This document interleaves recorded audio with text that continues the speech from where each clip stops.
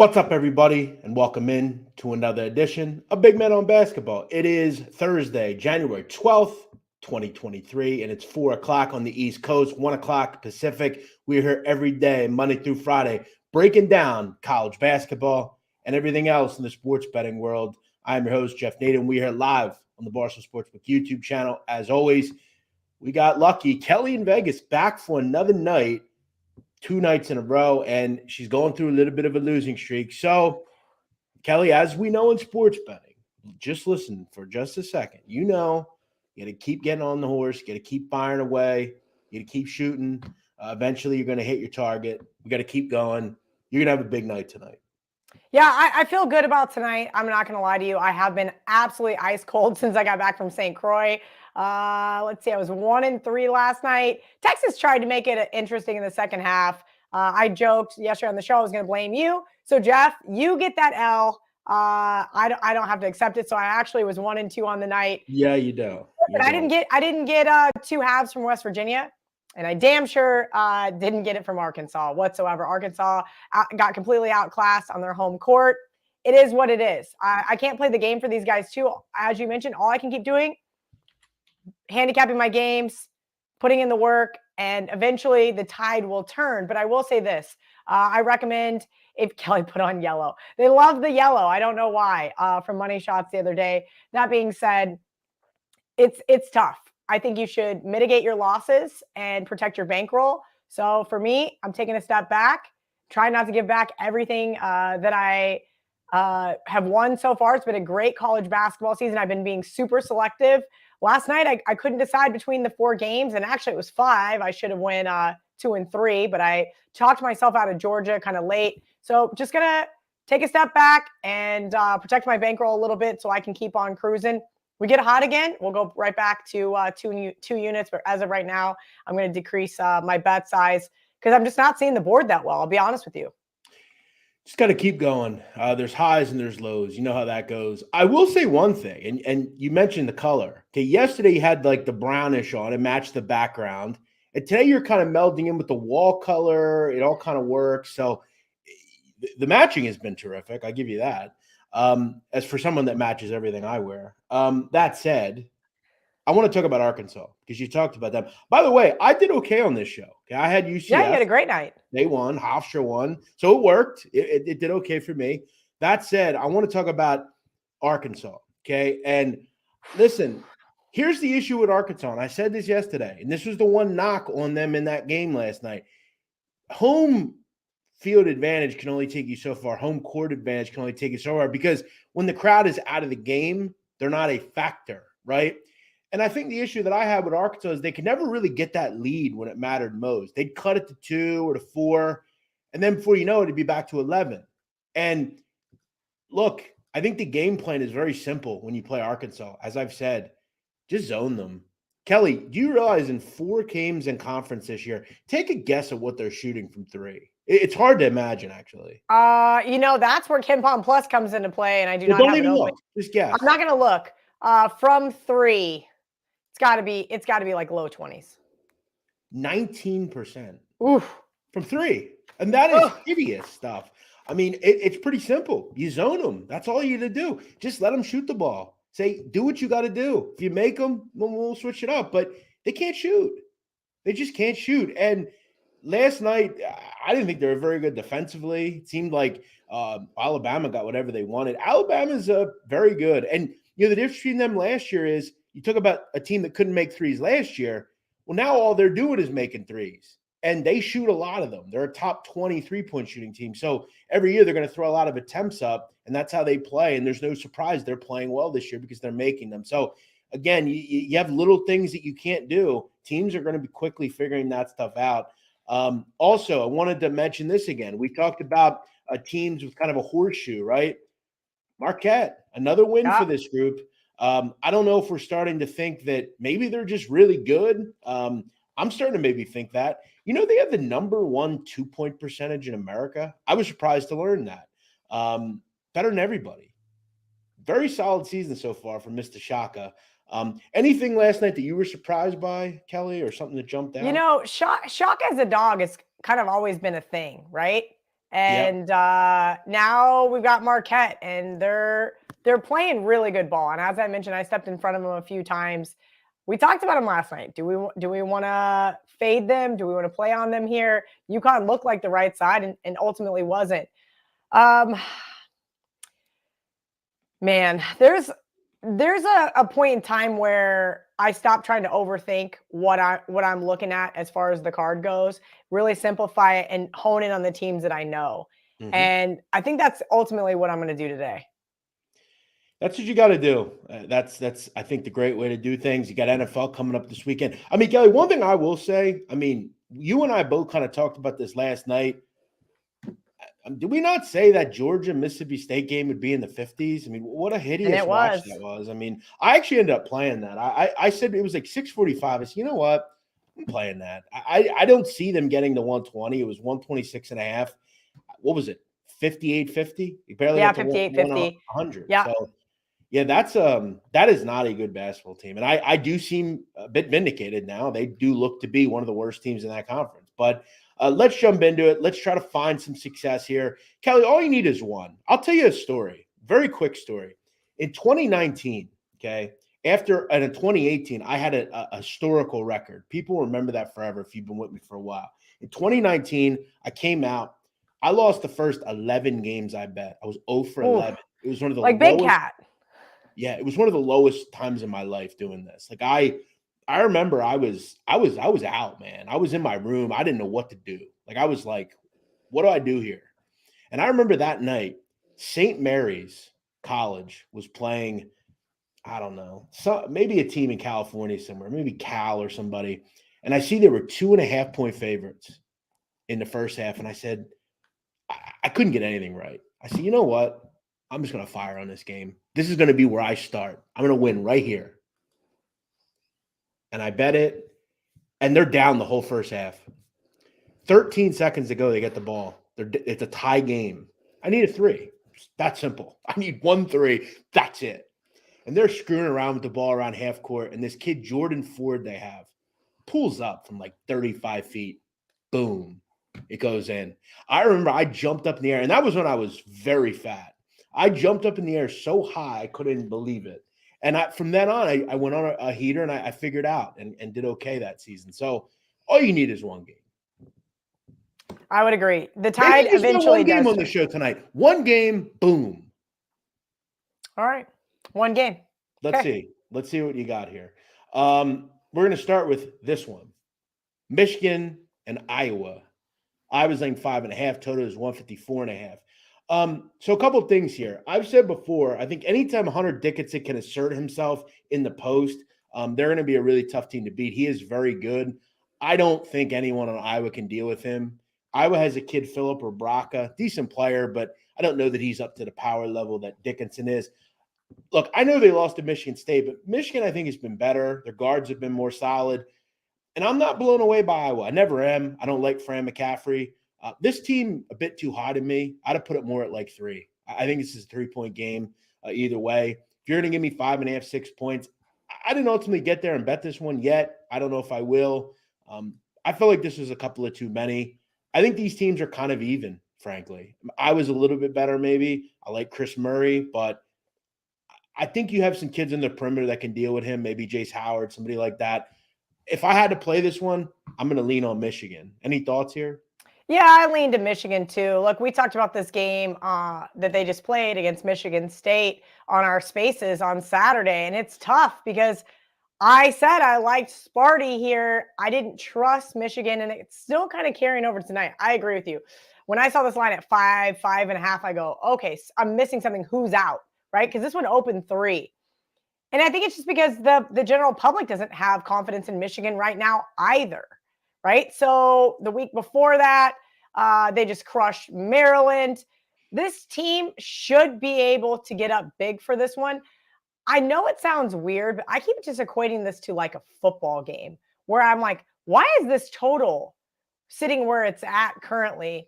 Now, I know that Michigan typically plays games lower scoring, at least in conference play. Now, we didn't see that against we saw that against Michigan State. We didn't see that against Penn State And then obviously they blew out Maryland, so the game went over. But this is tough. I really wanted to make a case for the Wolverines. I ultimately just couldn't do it. And it's because I don't know if I trust them.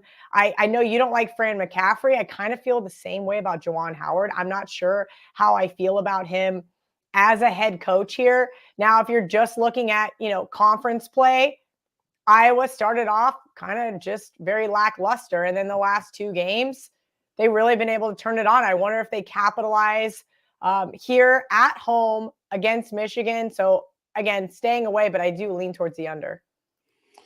Yeah, I think I kind of like the under myself. I think Michigan against this type of team, Michigan's not a good, as someone's alluding to, they're not a good pick and roll defense. They don't really run a ton of pick and roll at Iowa. Very much a spot up shooting type of team. So, yeah, I like Michigan. I like the under if I had to think that way. To me, again, this is a team, Michigan, that went into Iowa last year and beat Iowa. You beat them 84-79. Yeah, they did. You're right. They kind of flipped them. Iowa beat Michigan in Michigan. So kind of a weird one. I like the fact that they're playing a bit better. They're inconsistent though, Michigan. They very much are inconsistent, and that's one thing you got to keep an eye on when betting them. But then again, so is Iowa. Both teams kind of Jekyll and Hyde, if you will. So for me, I'm going to lean on Michigan here. Again, I didn't get there with it, but if you need some kind of push, maybe that's the right one here. All right, I'm going to go off the beaten path as I always do. I threw Hofstra last night. I'm going to throw out one here tonight. Kelly, one of the best offenses that you do not know about is Youngstown State. This is a very good offensive team led by a group all can score. They play very fast. This is a group that's averaging over 80 points a game this year. And it's not like they haven't played just anybody. This team challenges themselves occasionally. They're a top, to me, 150 team surely in America. They do everything well on the offensive end. And when I say they're good nationally, they're 32nd nationally in offensive efficiency. For a team that's Youngstown State and Horizon, that's very good. You look at Detroit Mercy, coached by Mike Davis. They have the nation's leading scorer, Antoine Davis, a guy that's been there for like 6 or 7 years, it seems like. Shoot a lot of threes, hit the offensive glass hard. Neither of these teams can guard. Neither of them, okay? This is a game to me that screams first to 80 wins. I think 155 is too low here. I have 2 teams that are going to want to oblige both from a pace standpoint. I know Detroit Mercy's kind of isolation status, but again, shooting a lot of threes, a lot of the time they're going down. For me, I'm going to rock with Detroit Mercy, Youngstown over. I think this is a back and forth game, first to 80 wins. While we're on the small card, I actually had a game written down that I wanted to ask you about just because I haven't really followed either one of these schools as of late. When I was in Vegas full time, Dixie State, now also known as Utah Tech, was a team that I did follow. They were fun, and a guy I was dating went to school there. So I would drive up and you'd go to a game, and every once in a while UNLV would play them early on. And then on the flip side, SFA, when Brad Underwood went there as head coach, and one of my good friends was an assistant coach for him, I started following them. So I was taking a kind of a little bit of a step back. I know I always talk about how I really like to focus on Power 5 schools because I think teams really need to pass the eye test for me as well. And not being able to watch some of these games kind of gets to me. And not being able to watch either one of these teams this year has been interesting. But Dixie State, a.k.a. Utah Tech, has always been really scrappy at home. And I kind of feel like looking at this going, wait a minute, what am I missing here? I'm not sure SFA should be laying 3 on the road. Yeah, I'm not going to say I don't agree with you, but there are things that Dixie State does not do well. One of which is they lost their best player last year, Hunter Schofield. He's gone. And to be honest, if you're a team that turned the ball over a lot and you're playing Stephen F. Austin, Kyle Keller's teams are always very handsy. They're generally a top 10 steal percentage type of team, turnover rate team. I don't really have much interest in betting on a team that just turns the ball over too much. And I've seen Utah Tech. I mean, they can't guard anybody. I think maybe the spot is weird. Obviously, Stephen F. Austin has, not lost since mid-December.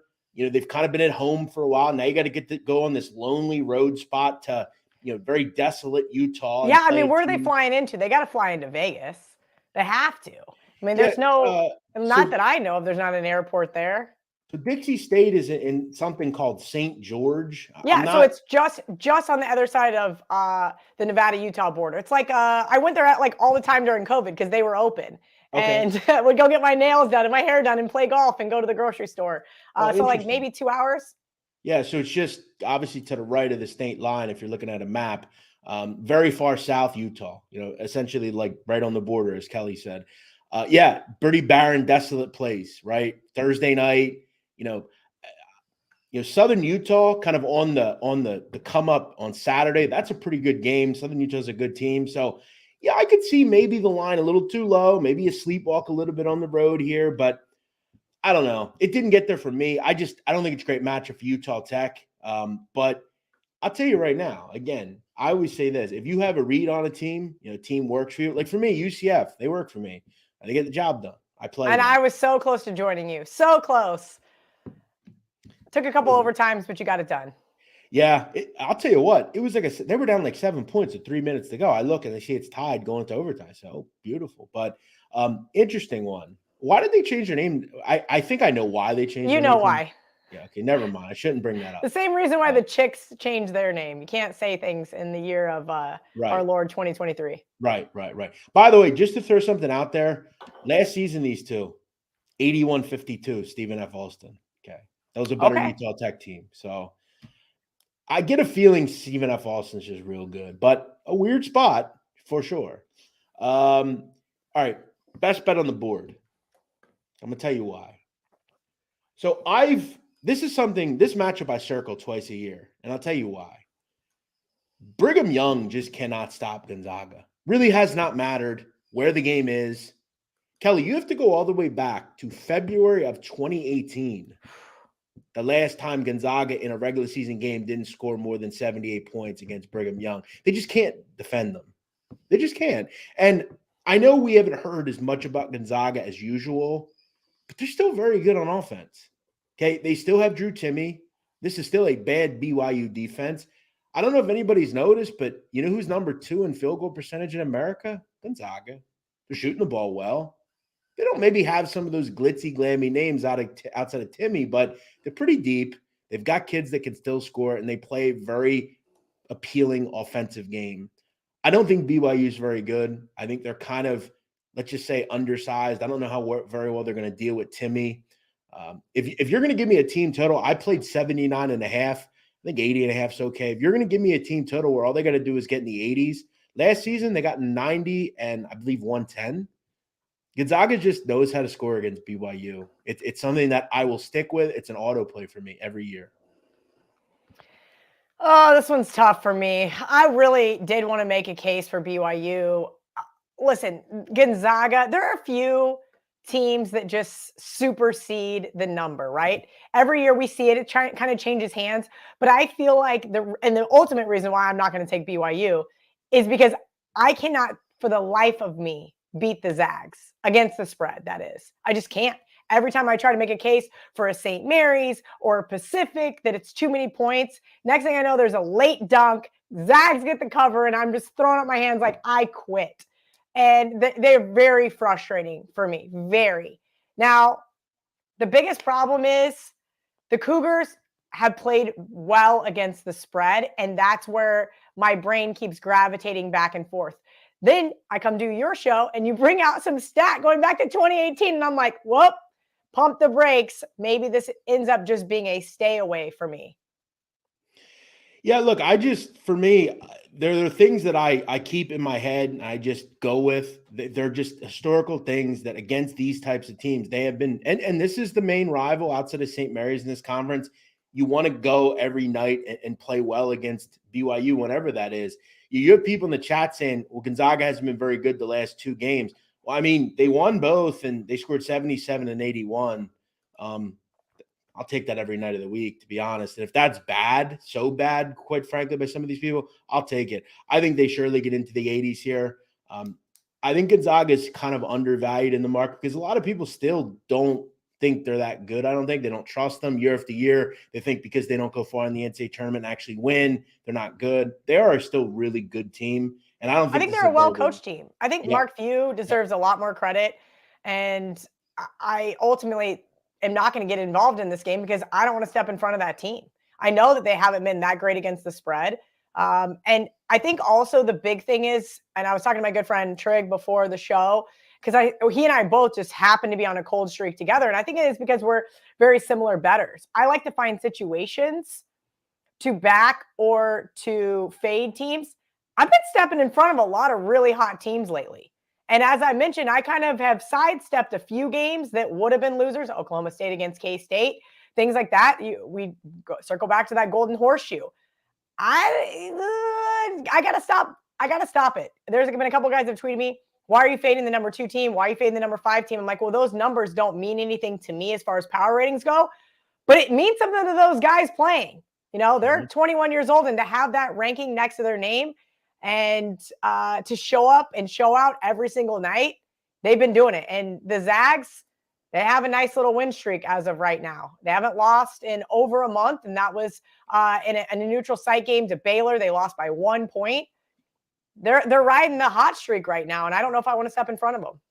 No, I don't either. And again, this is a situation that works for me. It's made a lot of sense to me, and I'm rocking with it. So, like I said, I mean, you have a team in Brigham Young that will allow the tempo to kind of be played at where Gonzaga wants to play it. And I saw videos years ago on how Gonzaga is so effective on offense. They grab a rebound. They have an outlet guy running down the court, generally Timmy. Before you know it, the ball is outletted to your guy, and you don't even know what's hit you. And they're at the other end for a layup. So they go so quick, they play so fast, and they're very efficient. So I'm going to rock with their team total. I don't really want to worry about them defensively in this game. Give me over 79.5. I'll get to some questions in a second. Just wanted to throw this one out. I don't know if anybody's noticed, but Oregon is not very good. Okay. I mean, their guard play has been bad. They turn the ball over a lot. Another team that can't shoot. I feel like if you just zone this group, probably going to work. Arizona State, I think it's been quietly pretty solid. I know they've had a loss or two mixed in, but I've been really impressed with this team. They got rid of Bagley, and ever since then, they've been effective. Really just went to the University of Nevada and said, hey, we're going to take 3 or 4 guys off your team, and they're going to come down to Tempe alongside Frankie Collins from Michigan and DJ Horn, a transfer from Illinois State. And all of a sudden you have 5 transfers that are effective. I don't really know why Oregon's a 5-point favorite here, 5.5-point favorite. I guess maybe they could make some threes tonight, but can they? History's told us, they don't really do that. They really haven't been, and I could see why everybody likes the under, and this one's just been coming down consistently all day. Arizona State's on my long list. I just did money shots with Megan. She played Arizona State, and you're right. I looked at this, started saying, okay, here's an Arizona State team that has struggled. I don't know how you feel about Bobby Hurley, but I do like him as a head coach. But the Ducks, man, they played a tough schedule, to their credit. They played a tough schedule, but there's a couple losses on that schedule, just pretty much inexcusable. UC Irvine, Utah Valley. Come on, guys. Like, they also lost and put up 41 to Colorado. I mean, how is that in a 40-minute basketball game? I don't know how it's possible as a Division I team to only score 41 points. This reminds me a lot of Georgia Mississippi State last night. Oh. I don't really know why they're 5.5 favorites. Look, they're at home here, but I could see maybe 3.5, 5.5. Again, another team that reminds me of Iowa, just inconsistent. And I see.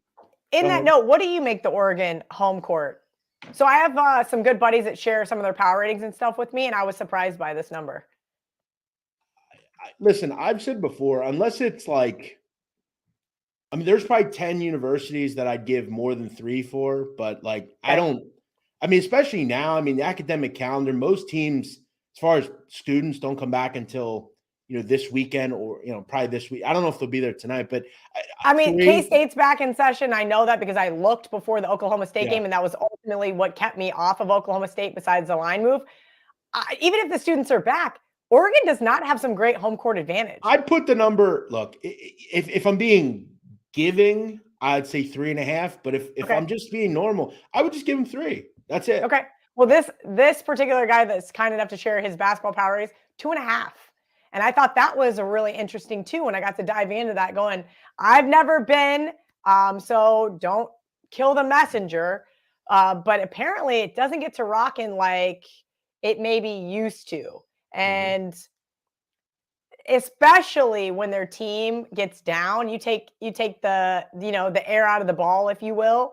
Granted, and they've also had, kind of a little bit of an ugly scheduling spot here, going to Colorado, going to Utah, now back at home. Arizona State off 2 nice wins.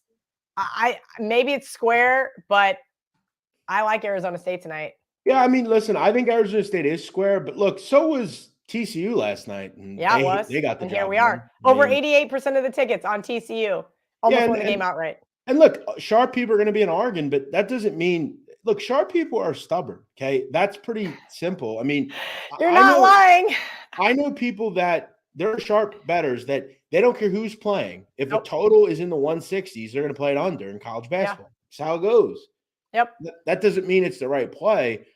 I've always said, Kelly, and whether I'm being mean or not here, you and I, okay, if we walk into a sports book, no one's going to say, oh, yeah, they're real sharp.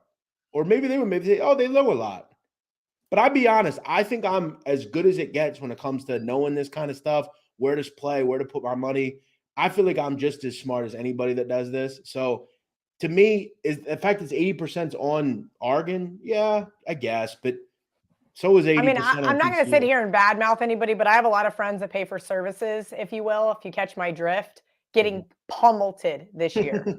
Right. One of the best ones, just getting, I'm in the group chat. I see everything here's what they played today, just getting obliterated. And I mean, these are people that are giving out thousands of dollars to get some of the supposed best college basketball information that's out there.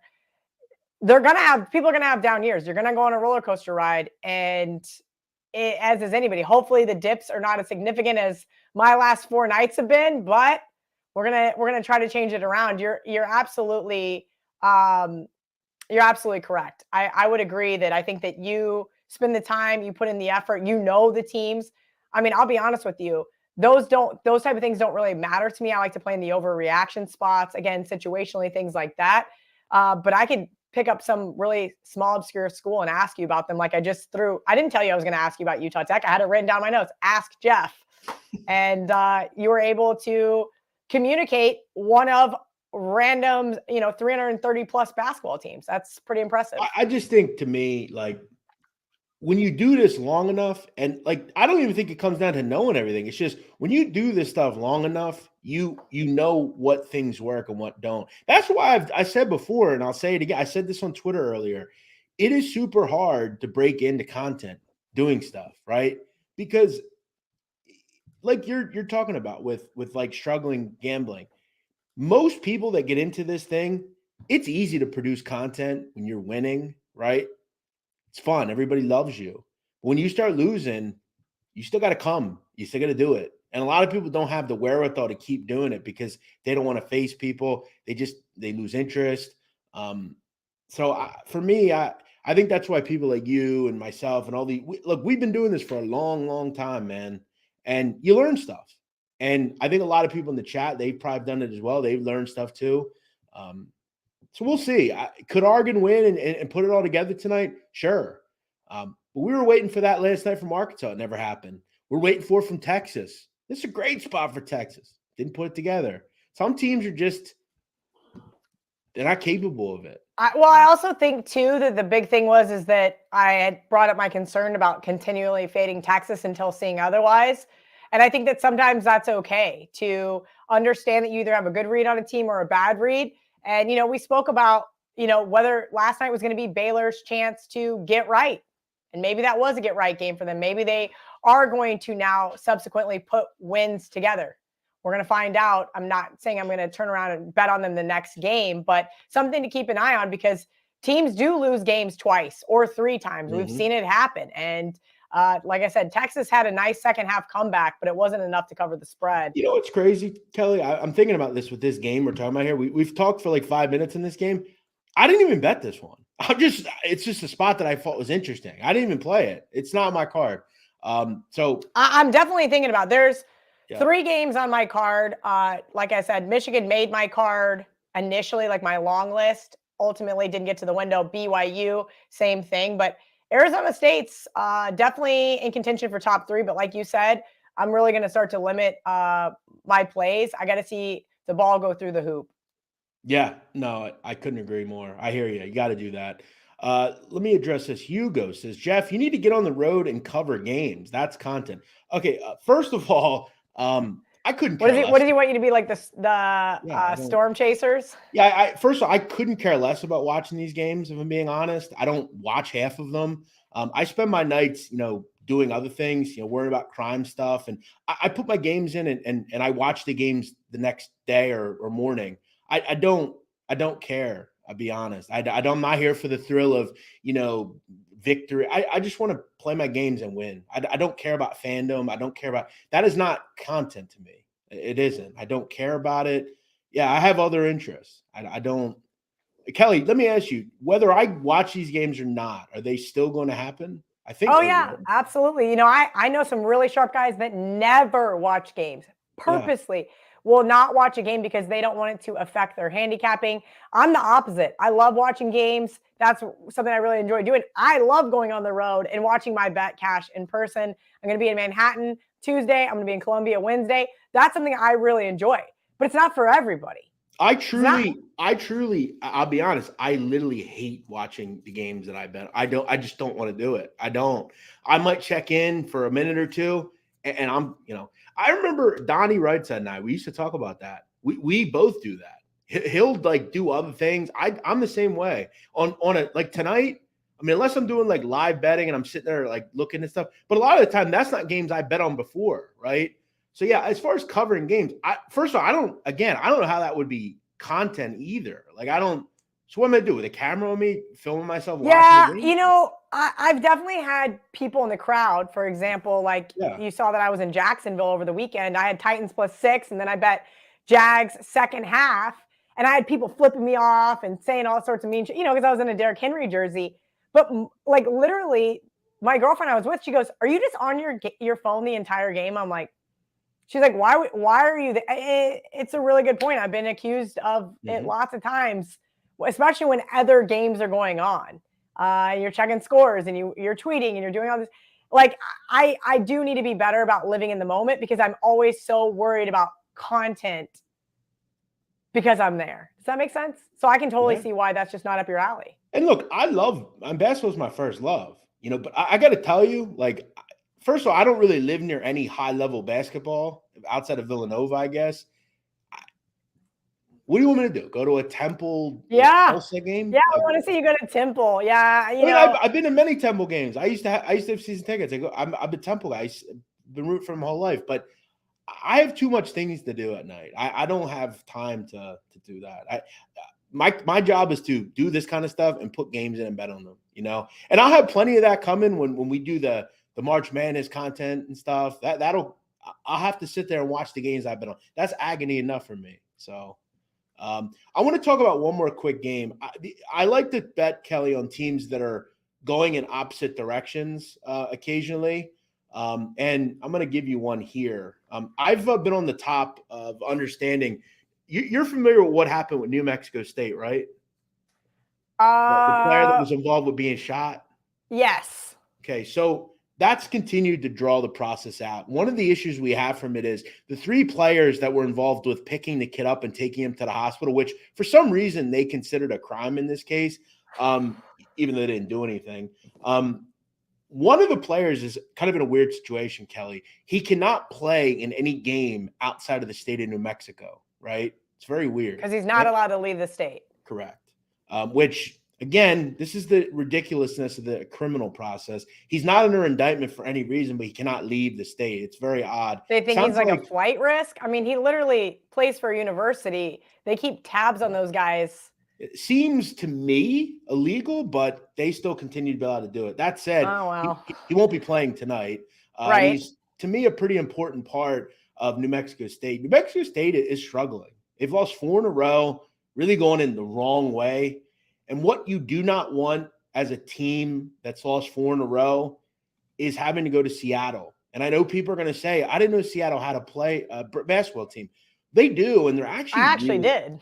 They're actually really good. They have one of the better players in America, Cameron Tyson, very good on defense, a well coached under Chris Victor. And they have, Kelly, one of the smallest gyms in America. They seat 999 people in that gym.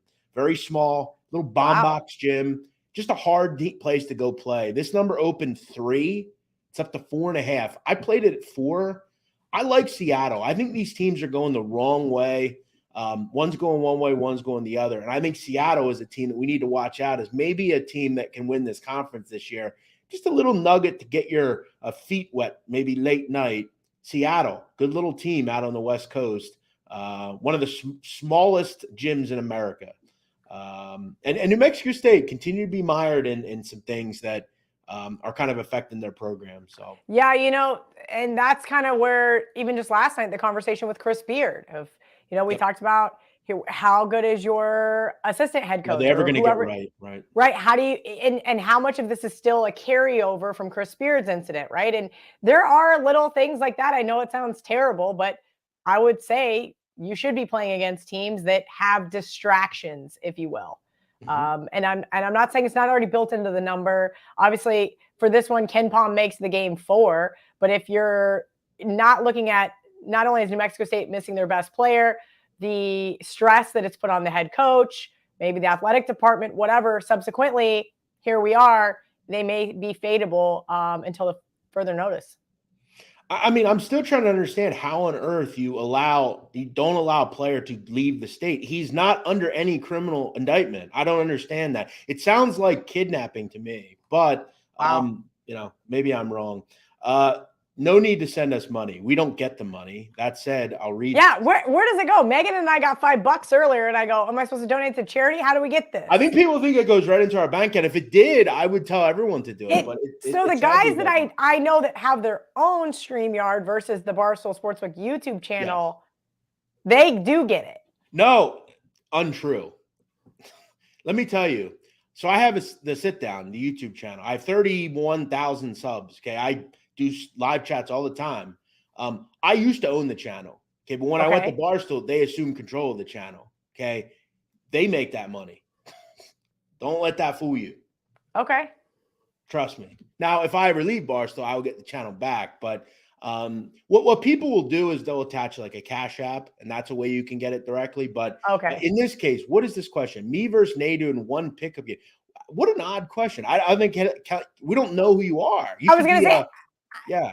TD, how am I supposed to handicap it? I'm looking at your picture. Probably you. Possibly tall? I don't know. Pretty tall. And I haven't played basketball in 10 years. You haven't?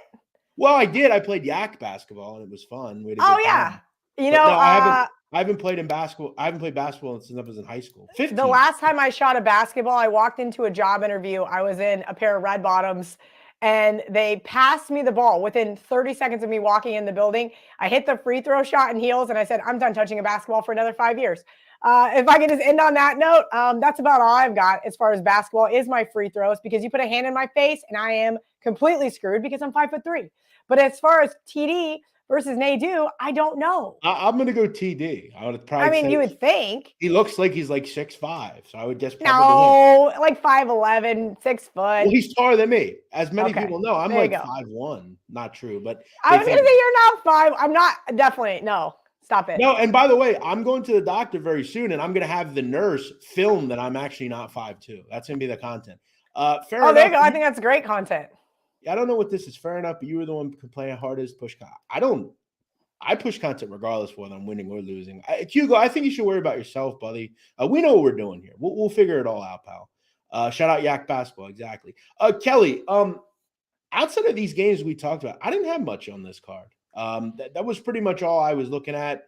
I wish everybody luck, but what I want to do is talk a little bit about the NFL playoffs, which commence on Saturday. And Kelly, I have to say, I mean, and I'm going to get your thoughts here. I played the Chargers at 2. It's up to 2.5. And let me tell you why. I love Doug Peterson. Big fan. Obviously, he won a Super Bowl in this town. But again, I love the pass defense for the Chargers. I think it's very good. I obviously like Justin Herbert. I think he can attack that Jag group downfield. And I'm happy. I'm surprised. I'm giving the Jags some credit for making the playoffs. That said, this just seems like a spot where I'm willing to back the road team here. I just am. I think they're a better team, and I think they have some obvious advantages here. You shrieked a bit. Maybe if it gets to 3, but it's 2.5. I played 2. Listen, I'm going to be really honest with you. There is a few games this weekend, and I feel like it's me against the world. And this is not one of them. I have not seen a single sportsbook split. I try not to look at them until like Saturday or Sunday, like day of the game, because I don't want it to influence me and be like, oh, 80% of the tickets are on the dog. Because this whole notion of a square dog and, a sharp this, that, I think it gets overblown. I appreciate the talking points, but I think it gets overblown, right? Mm-hmm. It could be a square all you want. Square sides hit it every single day. So spare me. Listen, I was at this game on Saturday versus the Titans, and I was like blown away at the playoff atmosphere for a non-playoff game. Yes, it was to get into the playoffs. The winner got in. Jacksonville is absolutely and utterly rocking. And as you mentioned, Doug Peterson, I have to give him the coaching edge here. I think Brandon Staley is Vance Joseph reincarnated, Anthony Lynn reincarnated, and any other bonehead coach that either calls the wrong timeout, keeps his players in a game that's meaningless. Look what he did to Mike Williams. Yeah, Mike's going to be fine. He's going to play this weekend, but they should have never been in that game. There was zero reason to have a team that has been beat up all year long play 4 quarters of that game. I understand you want to keep fresh legs. I understand a lot of other things with that, but you also don't want to get anybody hurt. Side note, Jacksonville has been so good to me as an underdog. I bet them 3 times this year as an underdog at home. They've actually covered all 5 home underdog spots this year, and I'm loving it. I got them in a teaser. I like the plus 2.5.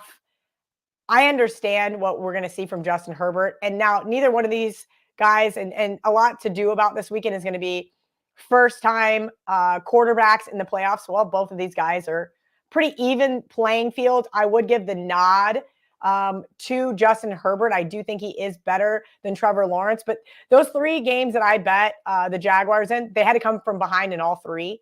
But they ultimately showed me that this team has a lot of grit and a lot of really great style of play together. Now, Austin Eckler might have a field day against his defense. I mean, Derrick Henry, I was in that end zone and he just goes, bye-bye, like a stiff arm like I've never seen. I do know that several other guys are going to be back for the Chargers in this one, including Nick Bosa, which is going to bode well. I don't understand how people think this one's going to be a shootout, Jeff.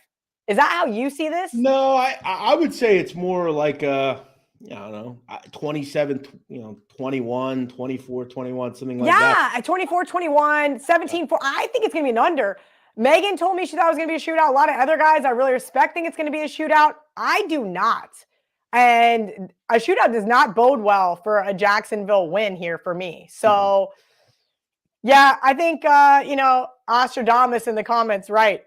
Flip a coin. It kind of feels that way. I bet Jags early in the week, so I got to go with it. I already gave it out. But yeah, I think this one's tough. And I have a sinking feeling that the Jags are the square dog here, if you will. Yeah, they are.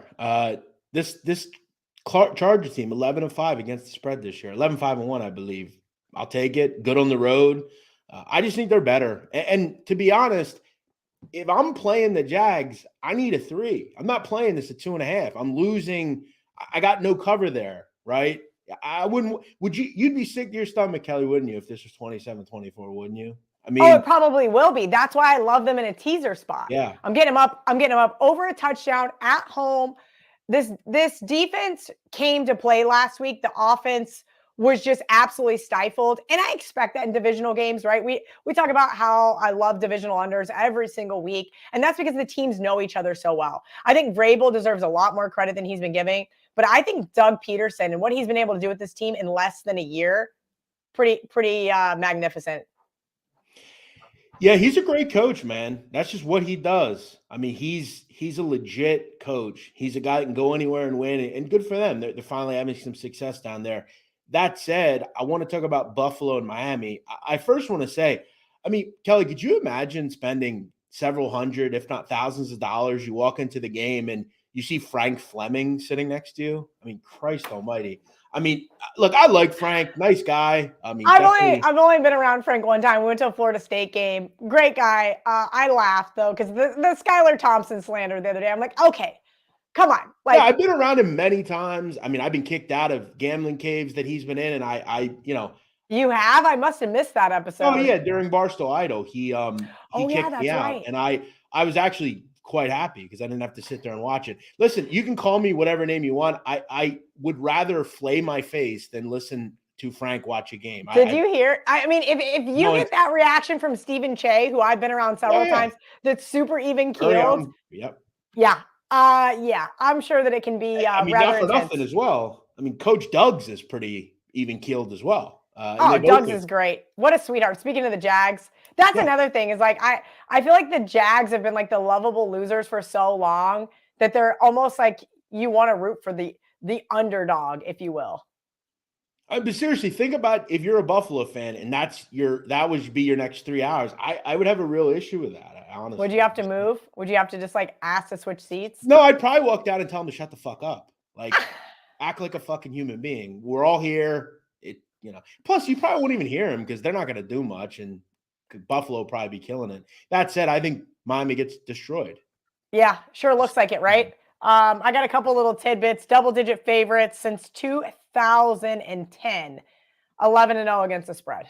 So, and remember last year, Buffalo. What did they win by 30 against New England? Something like that. It was a bloodbath. You got, the fact that Buffalo just seemingly is on another. They're on another planet. I think they're just. Do you? We just talked about distractions, if you will. What about like emotional events?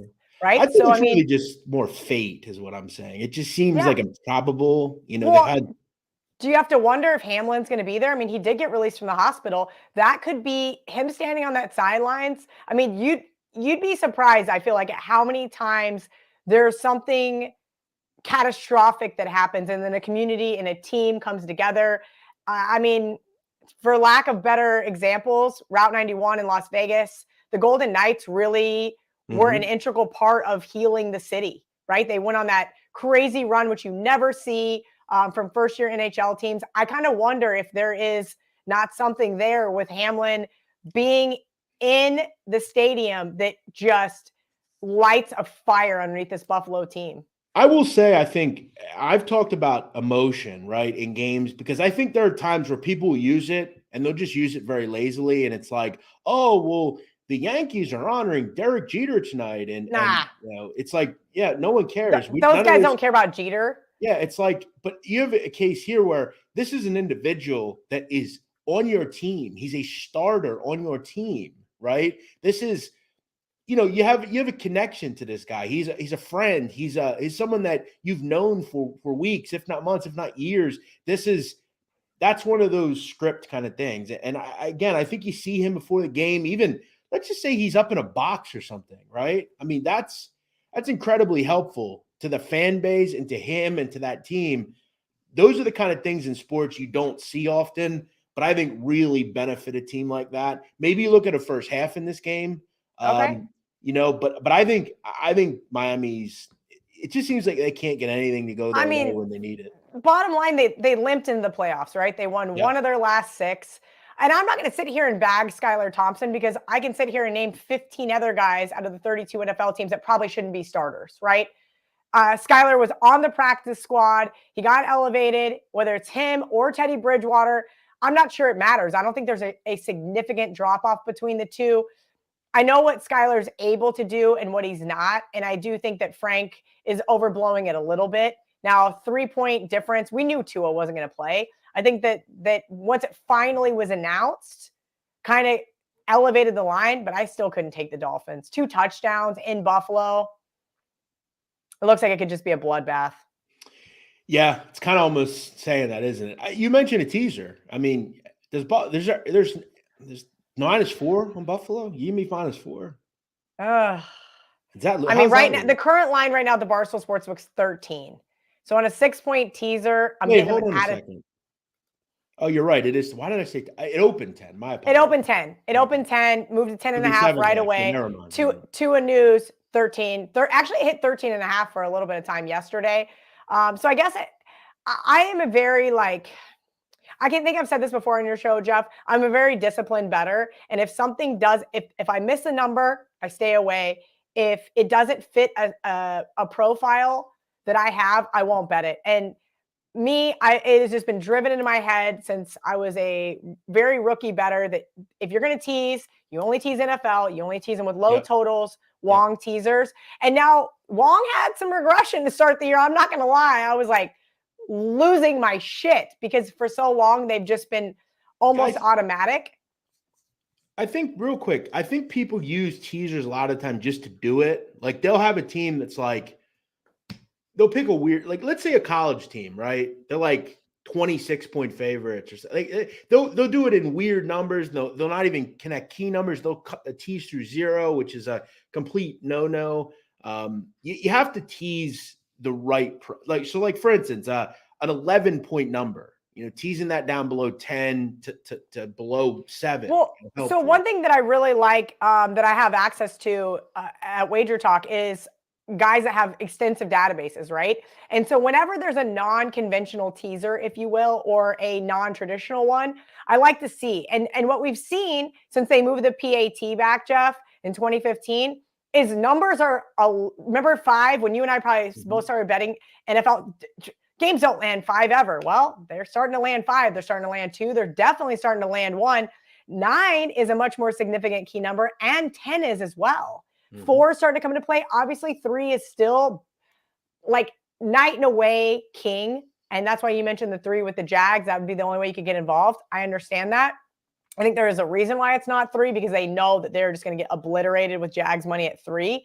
But there is something to really consider there in these teasers. And maybe I need to pull some data to see if maybe some of these more non-traditional numbers are actually affecting the teaser data. I mean, your king teaser number is 8.5, right? Oh, yeah. Down to below a field goal, 6-point teaser.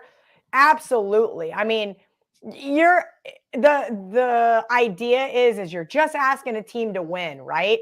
Well, again, that 1, that 2, those numbers are coming into play. Last year, I have my chart up. I need to pull this year's data, but last year, 1.4% of the games landed 1, 1.8% of the games landed 2, and I would bet that those numbers are higher this year. Probably. I'd be curious to know. Well, when they move the PAT back, teams are also more apt to go for 2-point conversions now. Right. We've seen several times that begin to happen as opposed to kicking the game-winning field or game-tying field goal, going to overtime, whatever it is, depending on who your kicker is and who your head coach is. Kelly, what do you think about this comment? Oh, my God. Drew, all I want to do is show me it over the course of 100 NFL games. Just give me 100. I'm not asking for 1,000, but 100 NFL games that is the move. And I will absolutely, I will send you $5 on YouTube. How about that? I would say that that's surely a losing proposition. Surely. How do I say this? We work for a sports book, and I never want to say disparaging things about sports books, but you guys have to remember this. They have to put out numbers on every single game. Doesn't mean you have to bet it. And usually things that are advantageous to us go away very, very quickly. There's a reason why a lot of sports books, not ours, but a lot of sports books do not allow what we call correlated parlays. There's a reason why a lot of sports books ban sharp bettors. It's because they're in the business to make money. They're not in the business to take bets and take their 10% and walk away. I'd love to see the juice you're getting on a 13-point teaser. I'd love to see the math behind it. Bottom line, it's not something that I've ever done. But again, I'm always open to new ideas as long as you have the data to prove to me what you're betting. If you can show me, Drew loves Jeff. Come on, bro. No, he does. He says some dumb things occasionally, but he's all right guy. Okay. That said, I trust you. These kind of like 13-point teasers, big parlays. They remind me of when I was a kid. I used to see people in like convenience stores. They come in every day and they would bet $200 on lottery. And they come up and be like, oh, I hit for 50. It's like, well, yeah, but you spent 200. It's like they don't seem to realize that like maybe hitting one of the like, you know what I'm starting to notice, Kelly? This is pretty interesting. So I'm starting to notice that the women that I talk to more and more are, when they find out what I do, they want. I had a girl contact me. She said, "Yo, I didn't know you bet like that." I was like, "Yeah." She was, "Send me a ticket." I'm like, "What do you mean a ticket?" She goes, I'm parlaying and stuff." I'm like, "You bet? I didn't know that." But they all know So about parlays and they all think they're the way to make money. And I said, because they see these idiots on Instagram. "Yeah, Like I got into it with Hubs. If you guys don't know who Barstool Hubs is, he does like we do all the blog stuff, right? And I did this whole thing on teasers, and then he didn't post it, and I threw a fucking fit because I was like, listen. It is my job. And I do believe it really is my job. I know that I'm hired for content. I know that I'm a chick. I know I have big tits. I understand why I have a job at Barstool. But ultimately, my job is to teach you guys not to make the same stupid mistakes yes, that I have also made. yeah. Buying numbers, Mhm. teasing bad lines, teasing college football, whatever it is, learn from my mistakes. And so I say that, and that's why I put out this latest TikTok about like, hey, if you actually hone in instead of just fire, if you hone in on your specific skill set, you can win long term. Your problem is you're betting above your bankroll and you're probably betting too many games. That being said, Yeah. he didn't post my teaser thing. I got pissy. And, then Erica talked about me at G2E and was like, first of all, we actually do advocate for responsible gambling. Here's Kelly in Vegas. She is screaming from the mountaintops for you guys to listen to her, but nobody wants to. And that's fine. I don't know why people are obsessed with parlays. I'm going to be honest with you. I think Me it is. either. I think it is the love of that lotto ticket. Jeff, do I parlay every single weekend in college football? Absolutely. But I'm taking 3 underdogs that I love against the spread and saying, all right, now if these guys can actually win the game outright, we're on to something extra special. It's like a bonus. But Kelly, you know why that most of the most of the people that are getting into betting and have come into sports betting are for the most part younger, right? In their 20s. They see these dopey people on Instagram, these goofy people with their first name parlay or whatever, or so and so, and it's like that ain't normal. That doesn't happen much. A lot of that stuff you see from those people, they're rented cars, right? They're getting well, play some of them money. get federally indicted, as you and I Sure. have seen. Like Big Rob. Shout out Big Rob, hanging out in the federal prison right now. I did not know he was one of them. That's interesting. He used to contact me all the time. All the There's time. a lot of CD characters that I met back in the day in Vegas, and I think most of them are in prison, and it sucks. But and there are some that probably aren't too far away from getting there. I'm not going to name any names there, but they're out there. That said, I think if you just have a game plan every day, low volume, quality content, quality picks, I think you'd be all right. No, listen, absolutely. I think the other ultimate thing is learning how to be disciplined, and that's something for me. Like I get a lot of shit for this all the time in my daily life. I love the zodiac shit. I'm way into astrology. My grandmother was into it. It's just kind of one of those things that I always have been. I love astrology. Sure. And so, okay, then I'm a Sagittarius. Tell me where in my entire chart shows discipline. Nowhere. Yeah. Nowhere. I am the least disciplined person. I am not consistent in the gym. I'm not consistent on a diet. I am not consistent with sober September. Like, it is some of the hardest shit for me to do to give up something that I love. And I've had to learn the hard way, the absolute utter hard way on how to do this long term. I have lost my ass. I have been on the top of the mountain and everywhere in between. But I have learned that if you can just be disciplined enough, you can ride this ice cold streak that I'm on. I can live to bet another day. And that was one of the hardest things I had to learn. And I'm telling you, discipline in zero aspect of the rest of my life except for this one. I've always said that. I've always been low volume. And to me, it's like, if you have a bad day at low volume, let's say you go 0-3. It's like, that's not the end of the world. You go 0-2. That's not the end of the world. No. You have a bad day betting 30 games, 40 games. I mean, you're buried. And I remember when I first started doing this, I would, I'd bet all the time. I'd find these $20, $25 parlays. And I'd look at straight plays on a ledger each week, and I'd be up $300, $400, $500. But I'd end up not being up on the week because I'd put $350 into these stupid parlays. And you learn quickly that you can't do it. You know, Yep.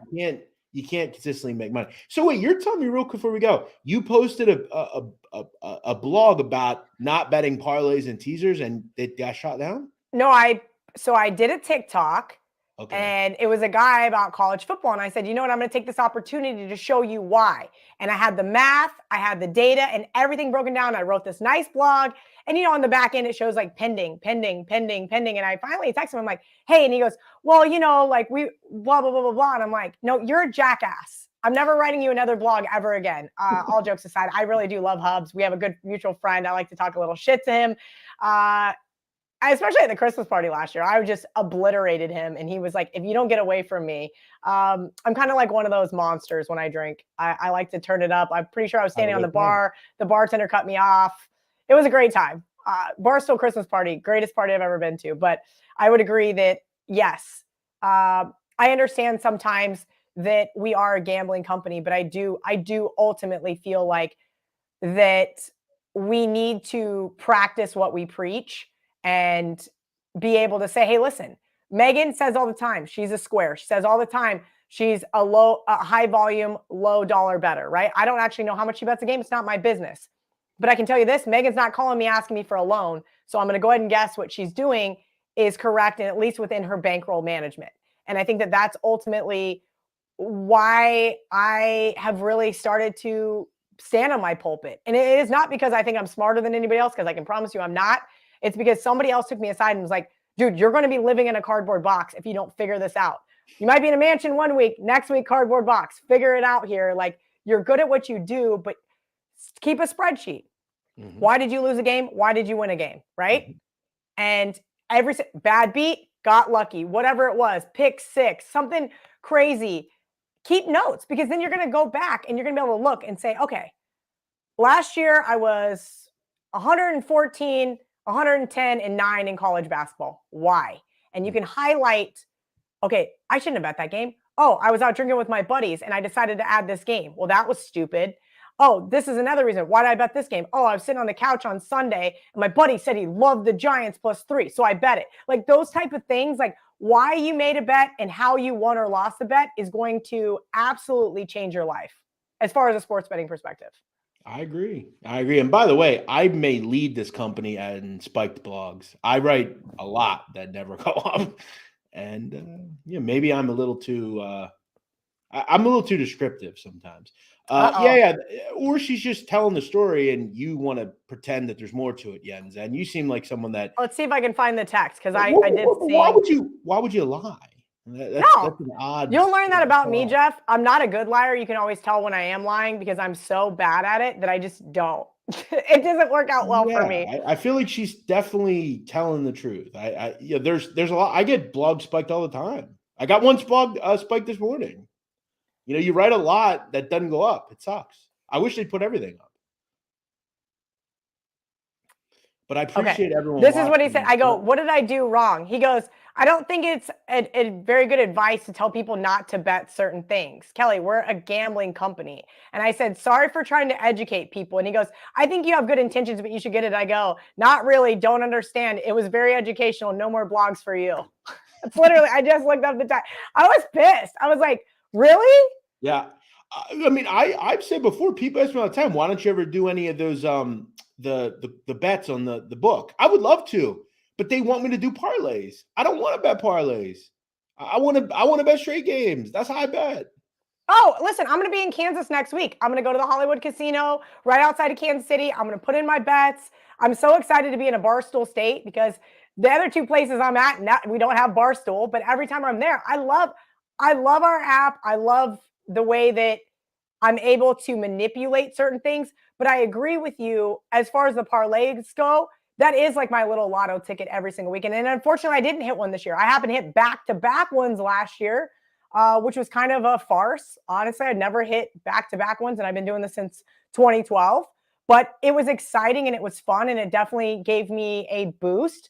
But it's not realistic. Like I'm happy to hit one of those a season. This year I just didn't. Maybe I can hit one in college basketball, but I'm not doing those every single week in college basketball. I got to find 3 dogs that I love to not only cover, but to possibly win outright. And that's asking a lot for some of these 5, 6, 7 point dogs. They go down to the wire.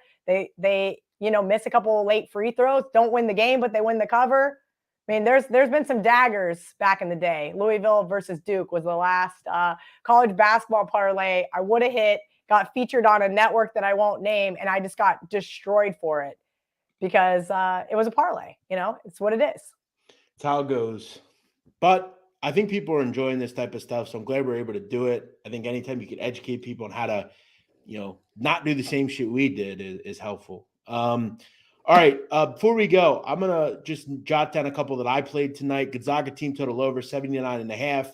I also like Youngstown State and Detroit over 155. That's what I Over played. 155. Yeah. I think Okay. I think that one's I'll join up you and on down. that one. Cool. Kelly, I'm sure you'll list your plays at some point on Twitter if you have anything tonight. So I've got Arizona State, Utah, and Colorado. I want to look at two more things when we get off here, but I will definitely tweet out. Like you said, maybe I just need to pick one and not try to go 3-0 just to like recoup. I think you just need a win under your belt, right? It's like they say in the world of dating, you need a slump buster. Slump buster, I can't. My buddy sent me that earlier. He goes, "Cal, you got to go find a slump buster." I'm like, really? I haven't heard that word in forever. Now, as many of you know, I don't ever have those problems, but some people do. By the way, never had Kelly, a scoring drought, Jeff? No. Okay. With women, no, I don't have those issues. All right, we're out of here. You guys have a great evening. Thank you for watching. Kelly in Vegas. You can find her on Twitter at Kelly in Vegas. Kelly, we'll talk to you next week sometime. Enjoy your weekend, all right? Absolutely. We'll see you on Spaces Saturday morning. That's Jeff's right. going to hop on with me and Megan, 11 Eastern, 8 a.m. Pacific. Sorry for those on the West Coast, but we want to give out some last-minute bets, get some questions from you guys going right up to tip-off. Everyone in here, that's important. Make sure you follow Kelly because she's the one, her and Megan host those. I come in and we talk. We have a good time. By the way, there's a game on Saturday I already have that I'll be waiting for the line to come out tomorrow night. I've already been looking at. So thank you for watching all. Have a great day. Thank you, Kelly. Thanks, Jeff. All right, guys. We'll see you later. Bye-bye.